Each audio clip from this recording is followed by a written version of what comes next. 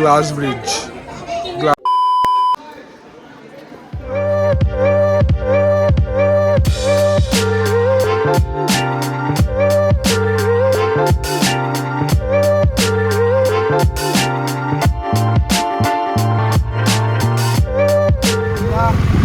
Park থেকে বেরিয়ে এখন যাচ্ছি ঋষিকন্যা বিচের উদ্দেশ্যে। যাওয়ার পথে রাস্তাটা এদিকে একটা পাহাড়, সেরকম রাস্তা ঝা চকচকে। এত আমরা ঘুরলাম আজকে, সারাটা সকাল ঘুরেছি, এখনো ঘুরছি রাস্তায়, এখনো পর্যন্ত একটা প্লাস্টিক চিপসের প্যাকেট, বোতল, কিচ্ছু নেই, কিচ্ছু। পুরো বাইরে এরকম আঁকা, পুরো বাইরে দেওয়ালে। আমাদের হোটেলের সামনের রাস্তাগুলোতে আঁকা। সাজানো কাকে বলে সেটা বাইরেকে না আসলে বোঝা যাবে না। পুরো শহরটাকে সাজাতে হবে, সুন্দরভাবে সাজিয়েছে। এটা ইন্দিরা গান্ধী জু পার্ক।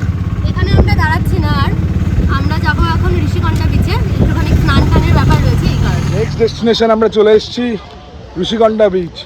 তোমরা দেখছো আমার ড্রেস আপ চেঞ্জ হয়ে গেছে, তার মানে আমরা এখানে স্নান করব। সবাই এখানে দৌড়াদৌড়ি করছে, সবাই স্নান করার জন্য ড্রেস চেঞ্জ করে নিয়েছে। বালিতে পা ফেলা যাচ্ছে না, পা পুড়ে যাচ্ছে। ভাইজ্যাগের সব সমুদ্রে স্নান করা যায় না, নামা যায় না।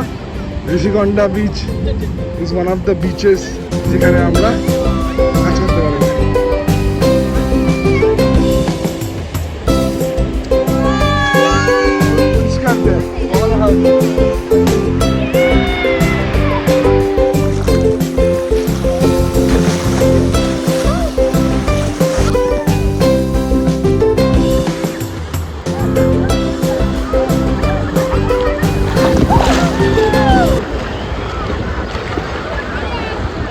সমুদ্র থেকে উঠবো আর ডাব খাবো না, এটা হয়?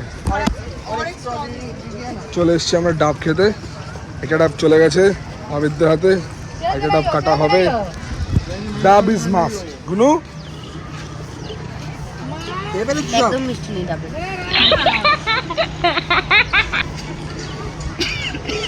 একটু মিষ্টি আমাদের। এখন ঘড়িতে বাজে হলো ঠিক 4টের সময় আমরা পৌঁছে গেছি কৈলাসগিরিতে।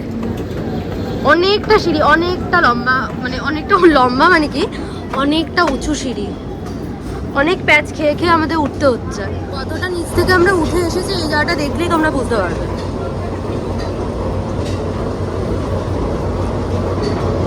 তোমাদের খালি ভিউটা খালি দেখাই।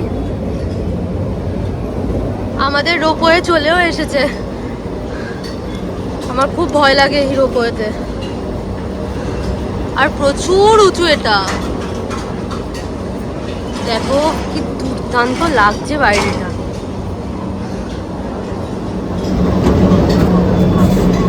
ও মাই গড, এটা তো এখনই দুলছে।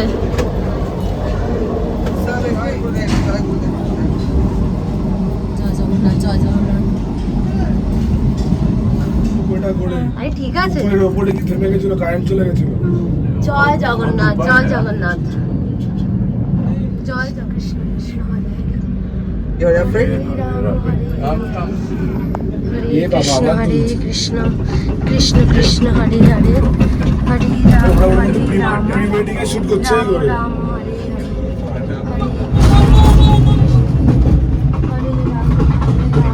लास्ट मेंटेनेंस कब हुआ था?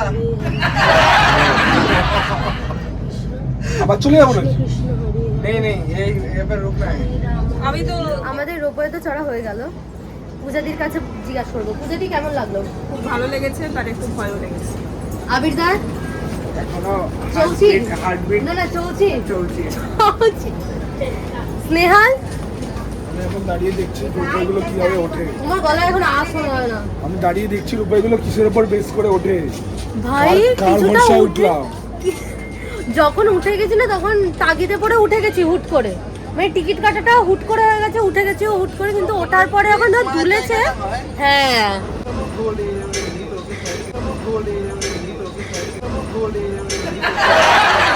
সেটাই ভাই, ওই দোলার সময় আমাদের শেষ। আমাদের সাথে আরেকজন আঙ্কেল আর আন্টি ছিল,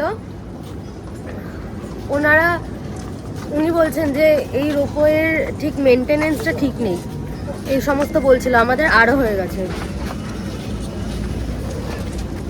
ভালো ভিড় আছে চারিদিকে।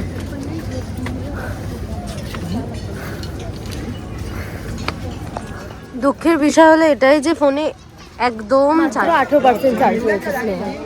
আরে চার্জ থাকবে, যা আছে এতেই কাজ চালিয়ে দেবো। কিন্তু আমার তো মনে হয় সমস্ত কিছুই আমি ব্লগে নিই, সমস্ত কিছুই আমি দেখাই। দেখো খালি রোপওয়ে চড়েছি তাতেই আমাদের যা হয়ে গেছে। আবার স্কাই সাইকেলিং করলে তাহলে তো একদম শেষ, আমাদের আর বাড়ি যেতে হবে না। শহরটা খুব সুন্দর দেখো, সেটা এই দিক না ওই দিকে, সব দিকে আছে অনেকগুলো সাইডের পরপর ভিউ পয়েন্টটা ছেড়ে দেবে। হ্যাঁ এই দিকটা সমুদ্র থেকে পাহাড়টা ভালো করে দেখা যায়। চলো দেখি না। নিচে হলো টয় ট্রেনের লাইন।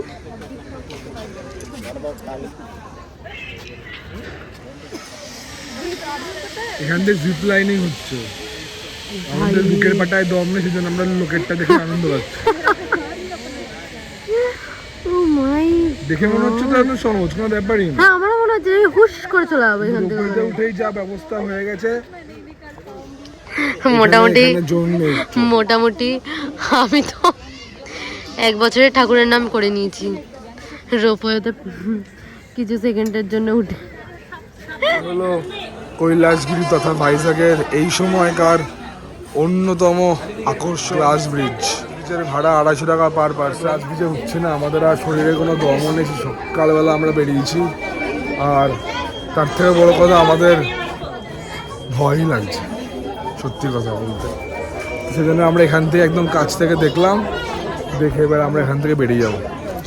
তো এখন ঘড়িতে বাজে হলো 10টা, আর আমরা ওখান থেকে হোটেলে পৌঁছে গেছি 7:30 নাগাদ। তারপরে যে যার মাঝে আমরা আউট হয়ে গেছি। প্ল্যান করেছিলাম যে সন্ধ্যাবেলাতে বেরাবো, একটুখানি বিচে হাঁটবো এই সমস্ত ঘুরবো টুরবো, কিন্তু সবার এত শরীর ছেড়ে দিয়েছে, পুরো পা ঠায় ব্যথা। তার মধ্যে আমাদের তো 2 দিন ধরে রাত্রিবেলা ঘুমও হয়নি।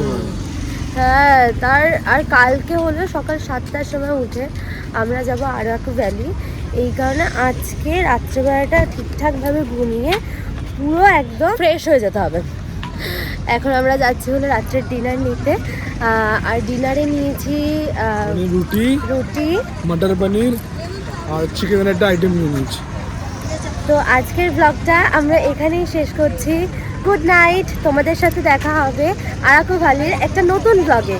Bye bye. The next day. তাই কেমন লাগছে তোমার? ভয়ও লাগছে যে উঠে তো গেলাম। কেমন লাগছে? দারুণ দারুণ। নিচে যেতে ইচ্ছে আমার করছে। ওই আদিম হবার যুগের কথা মনে পড়ছে। তুমিও পাথরে পাথর আমি হচ্ছিলাম আদম, ভাই এটা ঠেলো না। হাবা বাবা হবা। পাথরে পাথর ঘষে আগুন জ্বালাতো ও।